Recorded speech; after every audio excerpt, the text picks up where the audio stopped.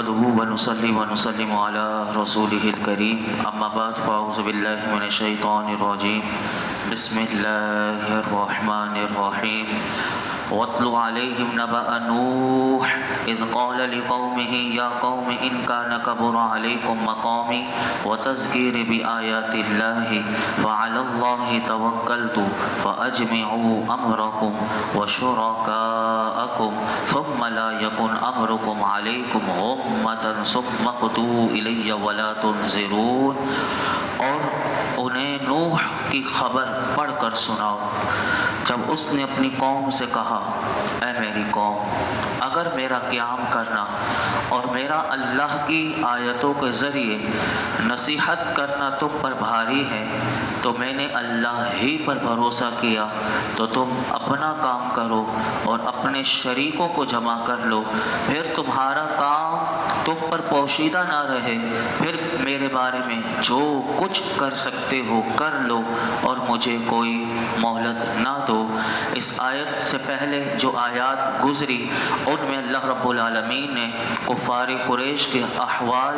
اور ان کے کفر اور عناد کو بیان فرمایا. اب یہاں سے جو آیات شروع ہو رہی ہیں اس میں اللہ رب العالمین نے انبیاء کرام علیہ السلام کے واقعات اور جو کچھ ان کی امتوں کے ساتھ پیش آیا اس کا بیان شروع فرمایا. گزشتہ انبیاء علیہ السلام کے حالات زندگی بتا کر اللہ اپنے محبوب کو تسلی دینا مقصود ہے تاکہ کفار قریش کی طرف سے پہنچنے والی اذیت اور تکلیف میرے محبوب کے لیے آسان ہو. فرمایا ان واقعات اور ماضی میں کفر کرنے والی امتوں پر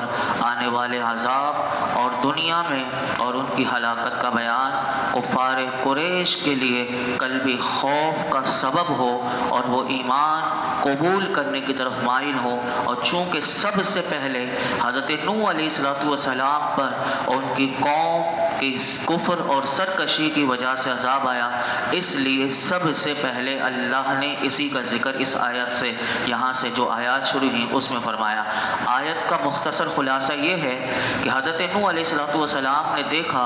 کہ اپنی قوم کے درمیان آپ ایک عرصہ دراز تک آپ وہاں ٹھہرے رہے اور انہیں اللہ کی آیتوں کے ذریعے نصیحت کرتے رہے. جب اللہ کی آیتیں سن کر نصیحت کو سن کر ان پر ناگوار گزرا اور حضرت نوح علیہ السلام نے دیکھا کہ میرا نصیحت کرنا، میرا تبلیغ دین کرنا، میرا اللہ کا پیغام پہنچانا ان پر بہت شاق گزر رہا ہے اور یہ مجھے قتل کرنے کے منصوبے بنا رہے ہیں اور یہ بھی منصوبے بنا رہے ہیں کہ مجھے اپنے علاقے سے نکال دیں. تو آپ نے پھر ایک جرأت مندانہ جو ان کے سامنے اعلان فرمایا، پوری قوم ایک طرف اور تن تنہا اللہ کا نبی ایک طرف، آپ نے پھر ان سے فرمایا کہ مجھے اللہ پر کامل بھروسہ ہے اور میں نے اپنے تمام معاملات اسی کے سپرد کر دیے. تم میری مخالفت میں جملے سنیے کتنے خوبصورت کہ پوری قوم کو للکار کر اللہ کا نبی کیسی ان کے اندر جرأت ہوتی ہے. کہا کہ مجھے اپنے رب پر کیسا بھروسہ ہے تو کہا سن لو کہ تم میری مخالفت میں اور مجھے ایذا اور تکلیف پہنچانے کے لیے جس قدر تم اسباب جمع کر سکتے ہو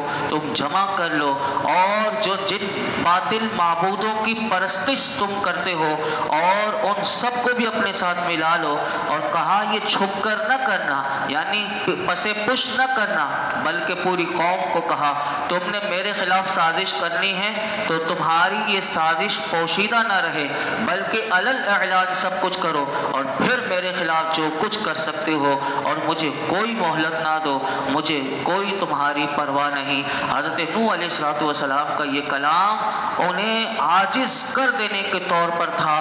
مدعا یہ تھا کہ مجھے اپنے قوی قادر پروردگار پر بھروسہ ہے، تم اور تمہارے بے اختیار معبود مجھے کوئی نقصان نہیں پہنچا سکتے۔ یہاں پر حضرت نوح علیہ السلام کا بھی مختصر تعارف آپ کو بتا دوں کہ حضرت نوح علیہ السلام دنیا میں چوتھے نبی اور پہلے رسول ہیں۔ یاد رکھیے گا کہ دنیا میں چوتھے نبی اور پہلے رسول ہیں۔ آپ کا اصل نام جو ہے وہ یشکر ہے، یشکر حضرت نوح علیہ السلام کا نام، اور لقب آپ کا نوح ہے۔ اور کیونکہ آپ اللہ کے خوف سے بہت زیادہ رویا کرتے تھے، اور آپ آدم ثانی بھی کہلاتے ہیں، کیونکہ طوفان نوح کے بعد آپ ہی سے نسل انسانی چلی ہے، اور قرآن پاک میں آپ کی تبلیغ کے واقعات کو مختلف مقامات پر مختلف انداز میں اللہ نے بیان فرمایا۔ علماء فرماتے ہیں کہ اس آیت سے 5 چیزیں پتہ چلیں۔ نمبر 1 کہ انبیاء علیہ السلام جو اللہ کے نبی ہوتے ہیں وہ نہایت شجاع، بہادر، جری، باہمت اور اولو العزم ہوتے ہیں۔ جیسے کہ یہاں پر آپ نے ابھی سنا کہ پوری قوم دشمن ہے اور مخالفت پر ہے، اور دوسری طرف تنہا صرف ایک اللہ کا رسول ہے، اور اللہ کے رسول کا بھروسہ اللہ کی ذات پر کتنا ہے کہ کس قدرت و جرت کے ساتھ آپ مخالفین کو پکار رہے ہیں۔ تو اس سے ایک بات یاد رکھیے گا کہ پتہ چلا کہ قادیانی جو غلام احمد جو اپنے آپ کو نبی کہتا تھا وہ نبی ہو نہیں سکتا۔ کیوں؟ کیونکہ وہ انتہا درجے کا ڈرپوک تھا۔ آپ اس کی زندگی اٹھا کر دیکھ لیں، یعنی اس آیت سے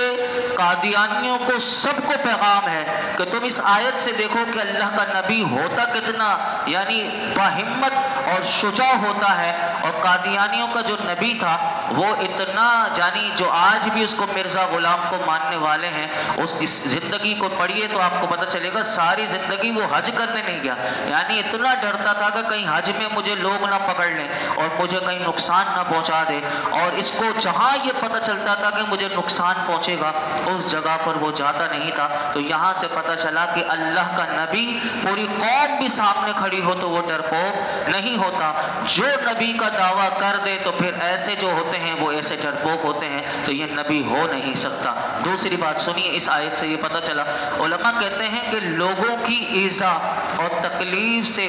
کبھی بھی تبلیغ سے کنارہ کشی نہیں کرنی چاہیے۔ آپ نے 950 سال قوم کی تکلیف کو برداشت کیا لیکن حق کا پیغام لوگوں تک پہنچایا، حضرت نوح علیہ السلام۔ تیسری بات پتہ چلی کہ تبلیغ دین کے لیے جرت اور ہمت کی ضرورت ہوتی ہے۔ ہم بھی اللہ کی بارگاہ میں دعا کرتے ہیں اس آیت کے ضمن میں کہ اللہ ہمارے اندر سے بھی بزدلی اور ڈرپوکی ساری اللہ دور فرمائے، اور جو حق ہے وہ حق بولنے کی توفیق عطا فرمائے، جو سچ ہے وہ سچ بولنے کی توفیق عطا فرمائے۔ چوتھی بات جو اس آیت سے پتہ چلی وہ یہ پتہ چلی کہ انبیاء کرام، اولیاء عظام اور صالحین ان کے سچے واقعات کو پڑھنا سننا یہ عبادت ہے، یہ اس آیت سے پتہ چلا، کیونکہ یہ انبیاء کا ذکر کرنا اللہ کا۔ اب یہ قرآن کیا ہے؟ قرآن سننا، قرآن پڑھنا، قرآن کو عمل کرنا، یہ سب کیا ہے؟ یہ عبادت۔ تو پتہ چلا کہ اگر انبیاء کرام کی سیرت کو پڑھا جائے اور ان کی حالات زندگی کو پڑھا جائے تو اس سے پتہ چلتا ہے کہ یہ بھی علماء نے اس سے یہ بھی لکھا کہ بزرگان دین کی سیرت کو پڑھتے رہو، اس سے انسان کے اندر بھی جرت آتی ہے اور دین پر عمل کرنے کا جذبہ بڑھتا ہے۔ پانچویں بات جو اس آیت سے پتہ چلی وہ یہ پتہ چلی کہ تاریخ کا علم بھی بہت عمدہ ہے، اپنی تاریخ کو بھی پڑھنا چاہیے کیونکہ تاریخ میں عبرت پوشیدہ ہوتی ہے، اور تاریخ یاد رکھیے گا وہی پڑھی جائے کہ جو حقائق پر مبنی ہو۔ آج ایسے ظالم معاشرے میں ہیں کہ ان ظالموں نے کیا کیا کہ ان ظالموں کو آج عادل کہا جاتا ہے، مسلمانوں کو قتل کرنے والوں کو تاریخ دانوں نے آج مجاہد بنا دیا، اور امت کو تباہ کرنے والے لوگوں کو امت کا آج مصلح اور محسنین بنا کر آج تاریخ دانوں نے پیش کیا ہے۔ آپ دیکھ لیجئے پاکستان کی تاریخ صرف پڑھ لیجئے تو آج ایسے لوگوں نے تاریخ کو بدل دیا کہ تاریخ میں کون لوگ تھے مجاہد کہ جنہوں نے پاکستان کے لیے اور سرزمین جو حاصل کرنے کے لیے دو قومی نظریہ تھا، ان مجاہدین کا نام آج پیچھے ہٹا کر ایسے لوگوں کو سامنے لایا گیا کہ جن کا کوئی تاریخ سے تعلق نہ تھا۔ تو ایسی تاریخ سے علماء کہتے ہیں دور رہنا ہی بہت مناسب ہے۔ آگے ارشاد فرمایا فَإِن تَوَلَّيْتُ فَمَا سَأَلْتُكُم مِّنْ أَجْرٍ إِنْ أَجْرِيَ إِلَّا عَلَى اللَّهِ وَأُمِرْتُ أَنْ أَكُونَ مِنَ الْمُسْلِمِينَ۔ پھر اگر تم منہ پھیرو تو میں تم سے کوئی معاوضہ نہیں مانگتا، میرا اجر تو اللہ کے ذمہ کرم پر ہے اور مجھے حکم دیا گیا ہے کہ میں مسلمانوں میں سے ہوں۔ یعنی اس آیت میں حضرت نوح علیہ السلام نے اپنی قوم کو دو ٹوک انداز میں کہہ دیا کہ اگر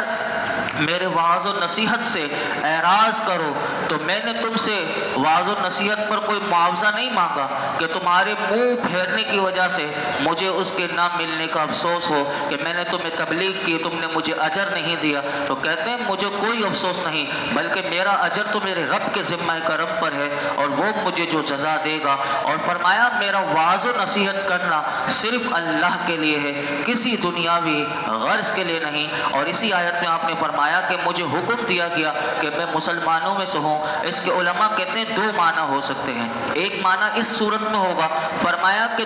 آپ نے اپنی قوم کو کہا کہ تم دین اسلام قبول کرو یا نہ کرو، لیکن مجھے دین اسلام پر قائم رہنے کا حکم دیا گیا۔ اے قوم والو سن لو، میں اس پر قائم رہوں گا۔ اور دوسرا معنی اس کا علماء نے یہ لکھا کہ آپ نے اپنی قوم کو یہ کہا کہ دین اسلام کی دعوت دینے پر مجھے تمہاری طرف سے خواہ کیسی ہی تکلیف اذیت پہنچے، ہر حال میں مجھے یہ حکم ہے کہ میں اللہ کا فرما بردار رہوں اور اسی کے سامنے سر تسلیم خم کر کے رہوں۔ اللہ ایسی جرأت ہمیں بھی عطا فرمائے کہ ہم بھی مسلمان ہیں اور ہم بھی اللہ کے ایسے ہی فرما بردار۔ یہ نبیوں کی زندگی ہمیں پیغام دے رہی ہے کہ ہم بھی اللہ کے ایسے ہی فرما بردار بن کر رہیں اور اس کی اطاعت کرتے رہیں۔ آگے ارشاد فرمایا فَكَذَّبُوهُ فَنَجَّيْنَاهُ وَمَن مَّعَهُ فِي الْفُلْكِ وَجَعَلْنَاهُمْ خَلَائِفَ وَأَغْرَقْنَا الَّذِينَ كَذَّبُوا بِآيَاتِنَا فَانظُرْ كَيْفَ كَانَ عَاقِبَةُ الْمُنذَرِينَ۔ تو انہوں نے نوح کو جھٹلایا تو ہم نے اسے اور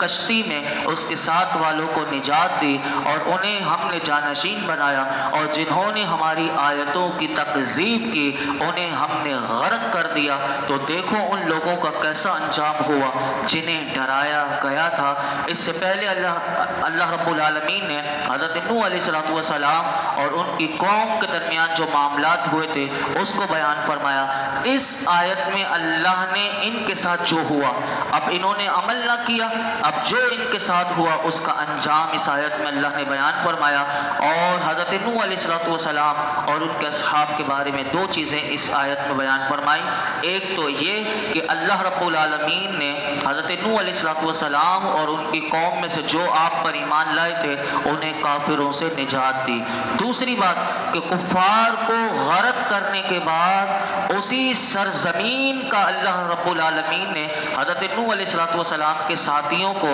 ان کا زمین میں جانشین بنایا۔ کفار کے بارے میں فرمایا کہ انہیں غرق کر دیا گیا۔ اس میں کفار کے لیے بہت بڑی عبرت ہے۔ علماء کہتے ہیں کہ جو لوگ بھی اللہ اور اس کے رسول کو جھٹلائیں گے ان پر ویسا عذاب آ سکتا ہے جیسا کہ حضرت نوح علیہ السلام کو جھٹلانے والوں پر آیا۔ وہیں ایمان والوں کے لیے بھی اس آیت میں پیغام یہ ہے کہ وہ ہمیشہ ایمان پر ثابت قدم رہے، کہ جس طرح اللہ رب العالمین نے حضرت نوح علیہ السلام کی قوم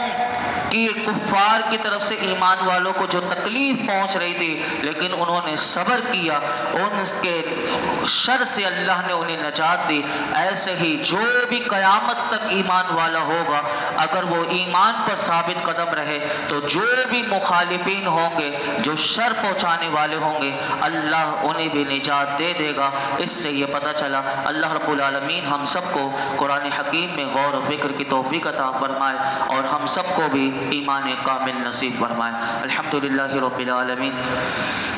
والصلاة والسلام على سید الانبیاء والمرسلین وعلى آلہ واصحابہ اجمعین۔ یا اللہ پاک جو کچھ ہم نے سنا ہے اس میں کوئی غلطی کوتاہی ہو معاف فرما، ہم اخلاص کے ساتھ یقین کے ساتھ مولا کریم جس طرح سیکھنا اور سکھانا چاہیے، جو سمجھنے اور سمجھانے کا انداز ہے، جو تبلیغ دین کا جو انداز ہے، جو نصیحت کرنے کا انداز ہے، یا اللہ وہ سلیقہ وہ طریقہ ہمیں عطا فرما، وہ ادب ہمیں عطا فرما، قرآن حکیم کی قدر عطا فرما، فرما، اس میں غور و فکر کرنے والا بنا دے، نمازوں میں خشوع خضوع عطا فرما، ہماری نمازوں کو قبول فرما، ہماری بے حساب مغفرت فرما، ہمارے والدین کی مغفرت فرما، میرے آقا کی تمام امت کی مغفرت فرما، ہم سب کو دین و دنیا کی خیر عافیتیں، بھلائیاں، عزتیں، نعمتیں، راحتیں، سکون عطا فرما، دونوں جہانوں کی برکتیں عطا فرما، اپنا فضل و کرم عطا کر دے، اپنی رحمت عطا کر دے۔ اللہم افتح لی ابواب رحمتک، یا اللہ رحمت کے دروازے ہمارے لیے کھول دے۔